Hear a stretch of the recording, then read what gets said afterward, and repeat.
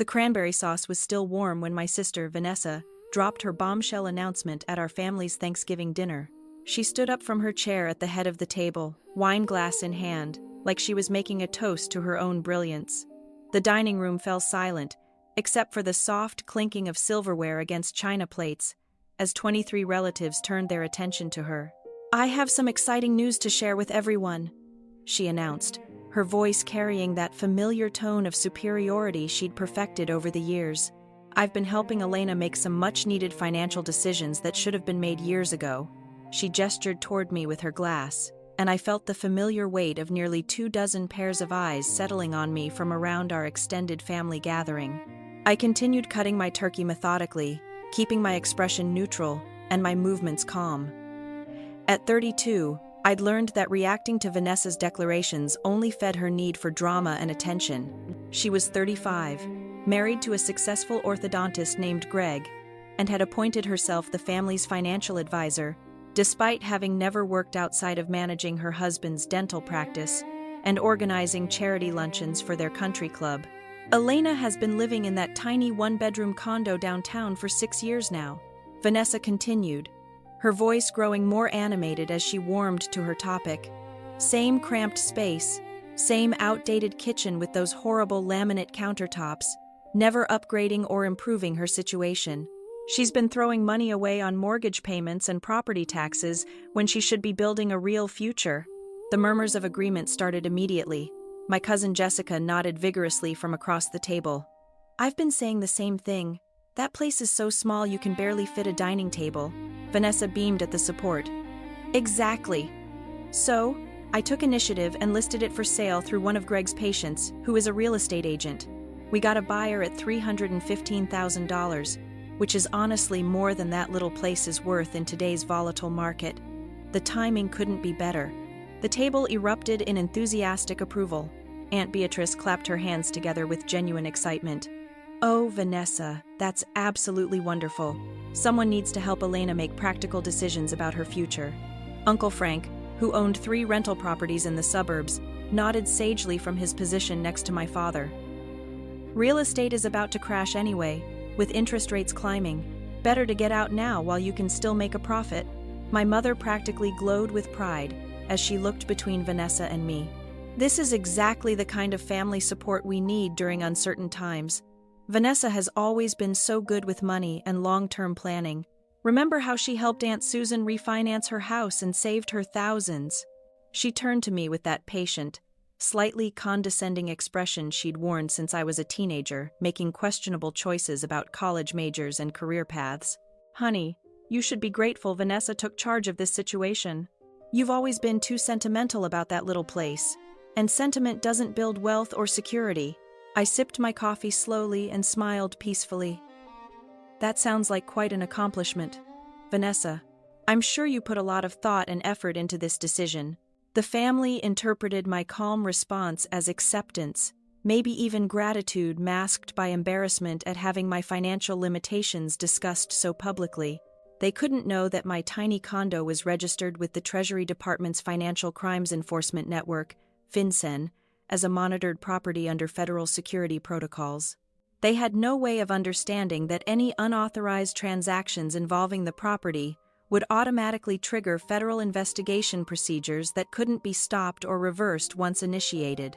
Vanessa had no possible way of knowing that I worked for FinCEN as a senior financial analyst, specializing in complex money laundering investigations and international financial crime networks. My top-secret security clearance required comprehensive disclosure of all assets, investments, and financial relationships. My condo's deed was flagged in multiple federal databases as belonging to someone with access to highly sensitive financial intelligence that could compromise national security if exploited. The modest one-bedroom unit I'd purchased with cash 6 years ago wasn't just my home. It was a protected federal asset under continuous monitoring systems designed to detect any unauthorized access, modification, or transfer attempts.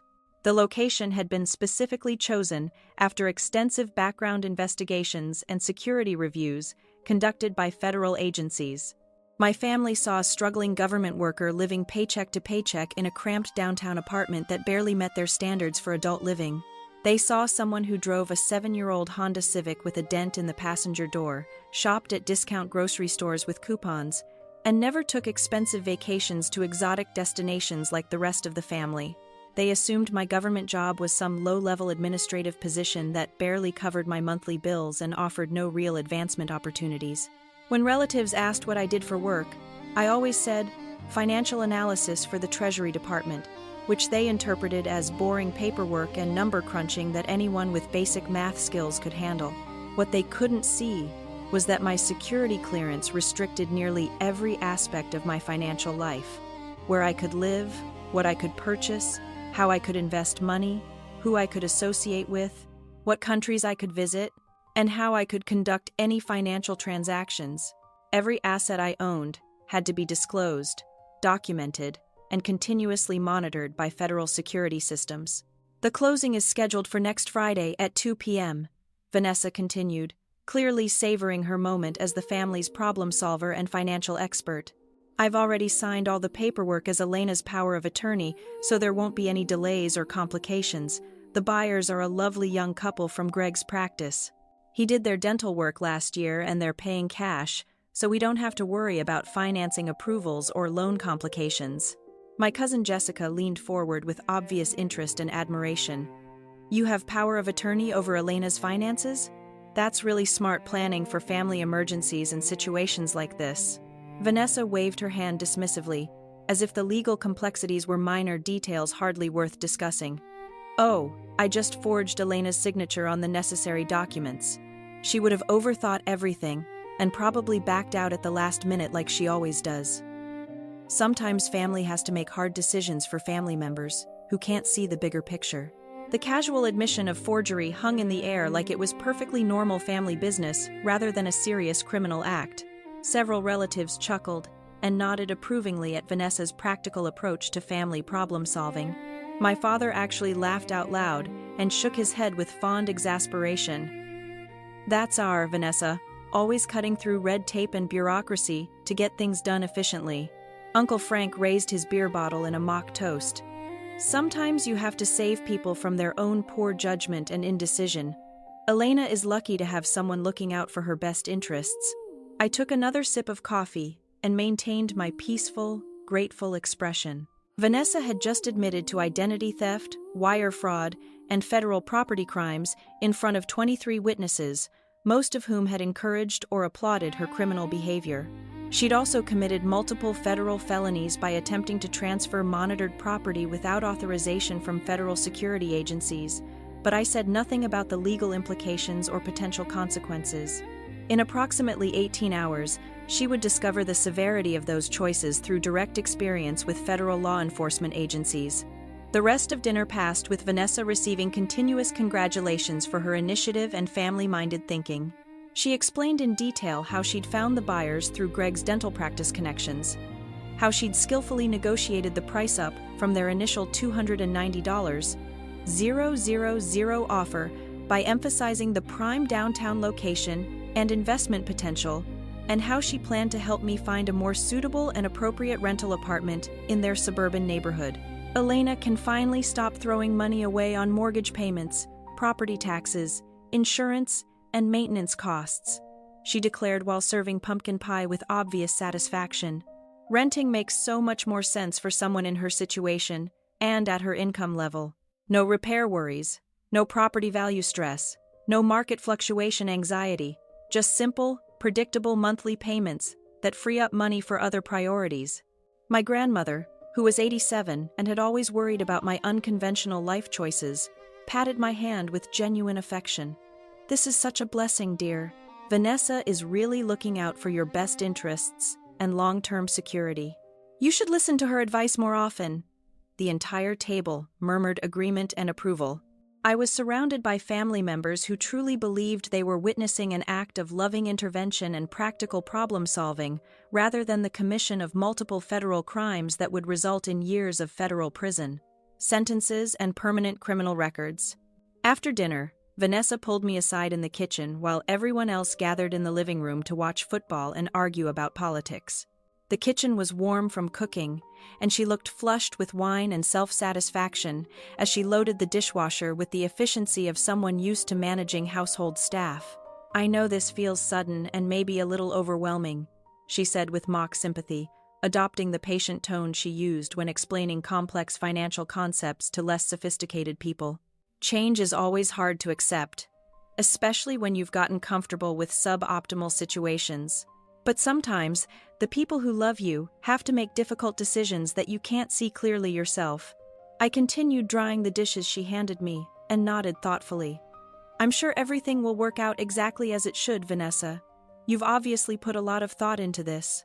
She smiled with deep satisfaction and obvious relief that I wasn't going to cause family drama by objecting to her perfectly reasonable intervention. "Exactly. That's the mature attitude I hoped you'd take. Sometimes the younger sister needs the older sister to make the tough choices that seem scary in the moment, but turn out to be exactly right in the long run." She dried her hands on a kitchen towel and looked at me with the expression of someone delivering important final instructions. "The closing is at 2 p.m., Friday at Vance & Associates Law Office downtown on 5th Street. It's the same firm Greg uses for all his business contracts, so they're very professional and efficient. I'll handle everything personally. You don't even need to be there or take time off work. I'll bring all the documents to your place Friday evening so you can see everything was handled properly." Friday morning arrived gray and cold with the promise of December snow. I was at my desk at the Treasury Building by 7:15 a.m., earlier than usual, because I wanted to clear my caseload before the inevitable interruptions that would come later in the day.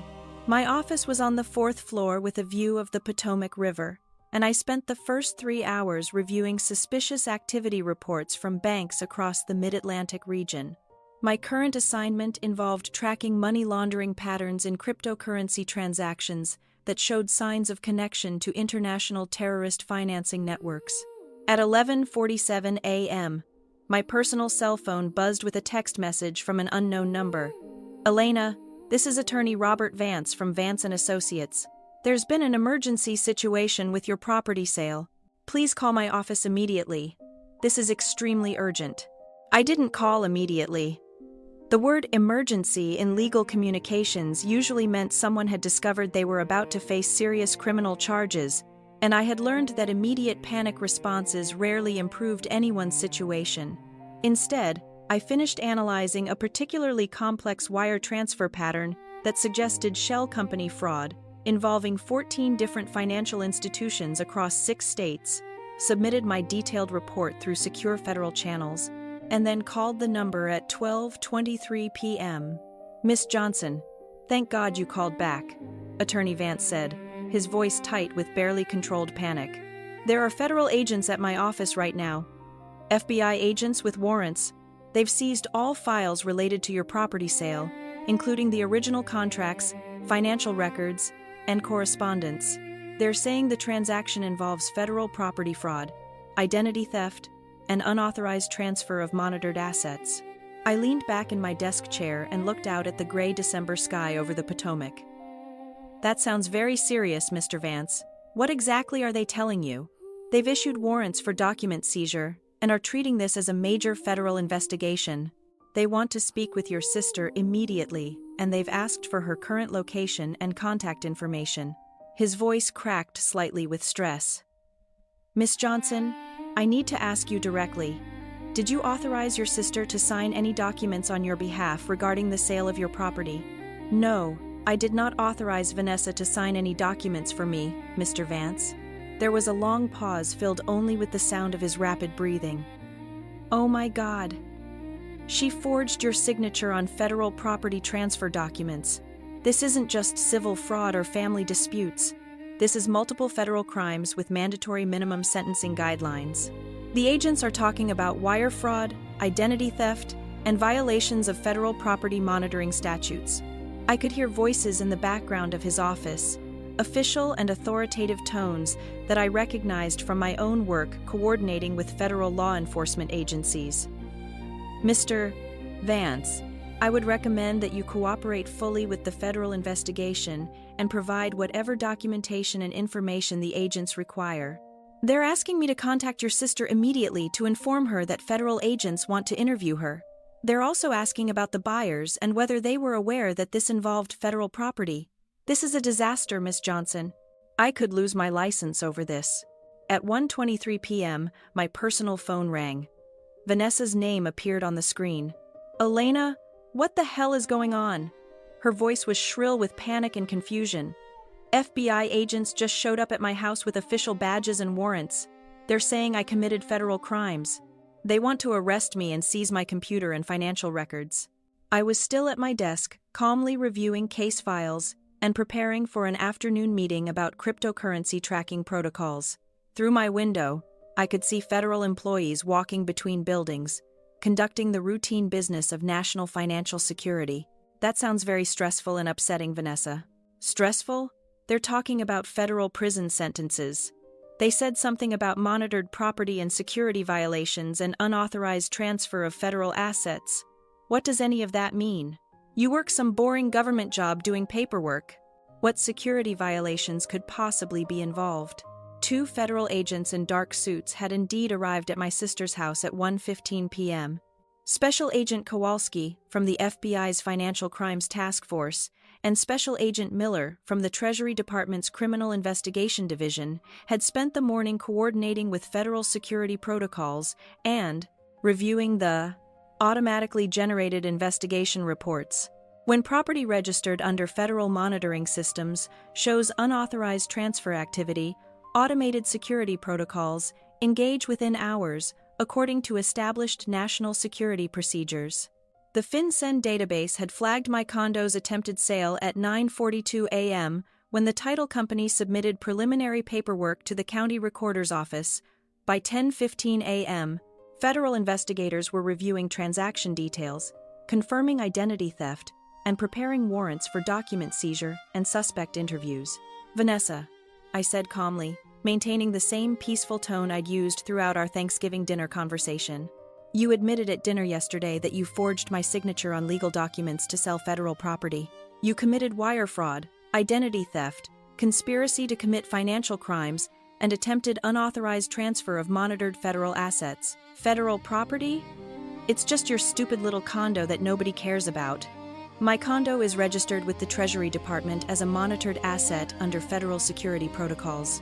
Any unauthorized transactions trigger automatic federal investigation procedures that cannot be stopped once initiated. Your forged signature on transfer documents constitutes multiple federal crimes with mandatory minimum sentences ranging from 4 to 12 years in federal prison. The line went quiet except for her increasingly ragged breathing and what sounded like muffled crying. Vanessa, you need to surrender yourself to federal authorities immediately and retain qualified federal criminal defense counsel. I continued in the same calm, professional tone I used when briefing law enforcement agencies about financial crime investigations. Resisting arrest, fleeing, or attempting to obstruct the investigation will result in additional federal charges that carry even longer sentences. The buyer's earnest money has been seized as evidence. The title company is under federal investigation for their role in processing fraudulent documents, and Attorney Vance is cooperating fully with federal investigators to avoid criminal charges himself. But I was trying to help you. The whole family agreed this was the right financial decision for your future. The family's agreement doesn't override federal law. Vanessa, you committed serious federal crimes in front of 23 witnesses who heard you admit to forgery and identity theft. Those witnesses will be subpoenaed to testify in federal court about what they heard you say. I could hear Agent Kowalski's voice in the background, calm and professional, explaining Miranda rights and federal arrest procedures. Vanessa was being given the opportunity to surrender voluntarily rather than be forcibly arrested, which would look better during sentencing hearings.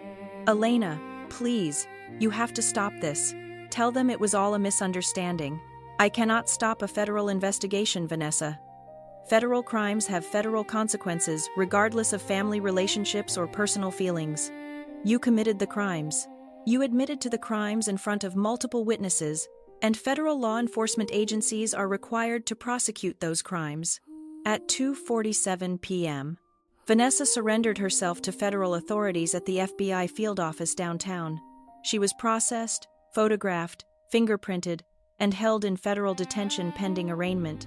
The charges were extensive and serious: wire fraud across state lines, aggravated identity theft, attempted federal property fraud, conspiracy to commit financial crimes, and violations of federal security monitoring statutes.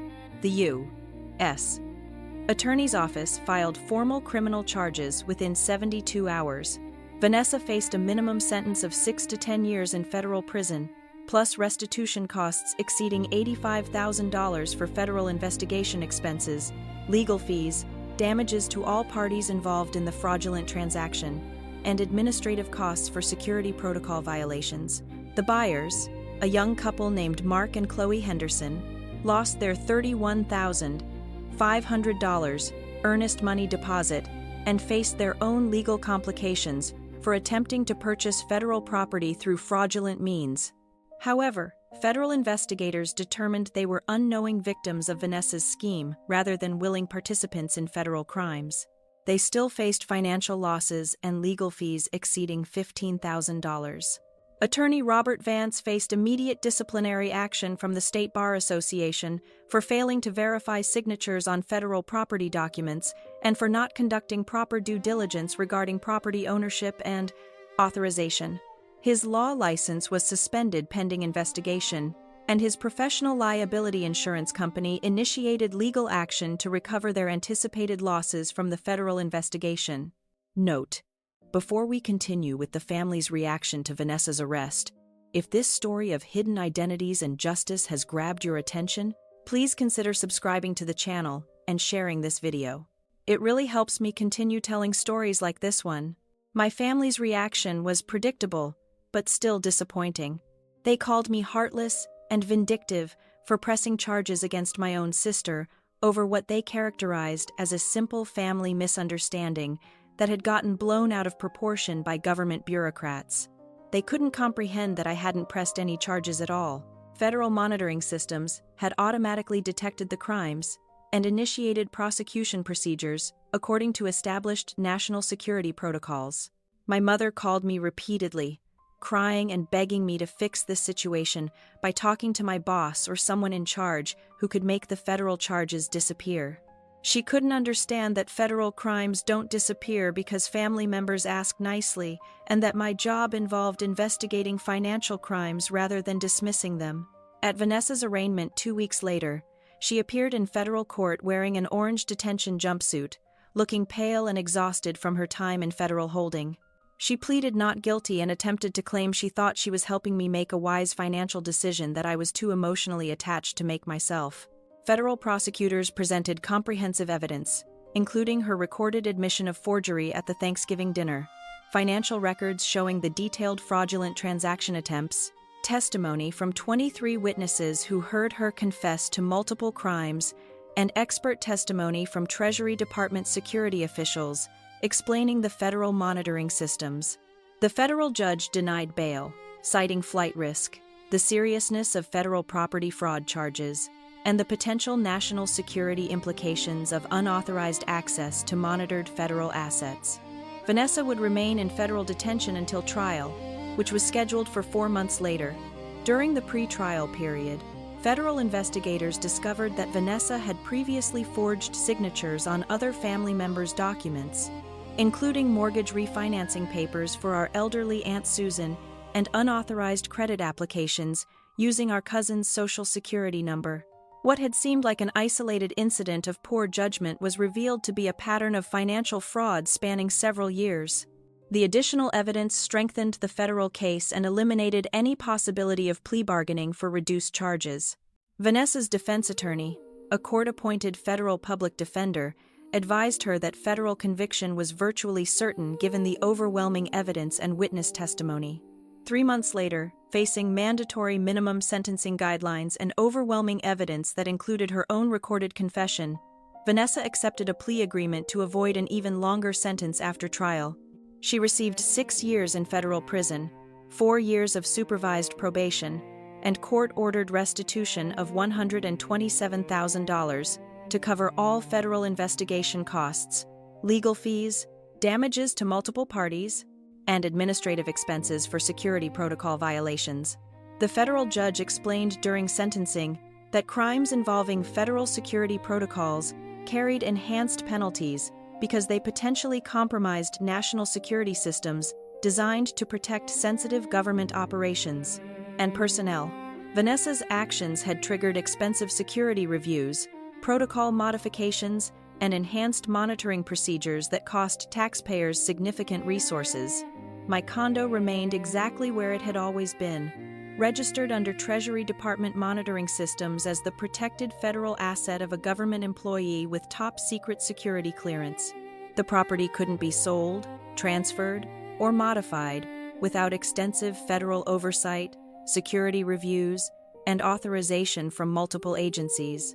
The attempted fraud had actually resulted in enhanced security protocols around my property and increased monitoring of my financial activities.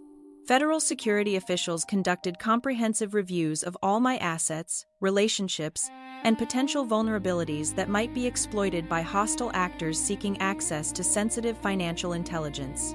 I still live in my tiny one-bedroom condo downtown, still drive my 7-year-old Honda Civic, still shop at discount stores, and still take modest vacations within the United States.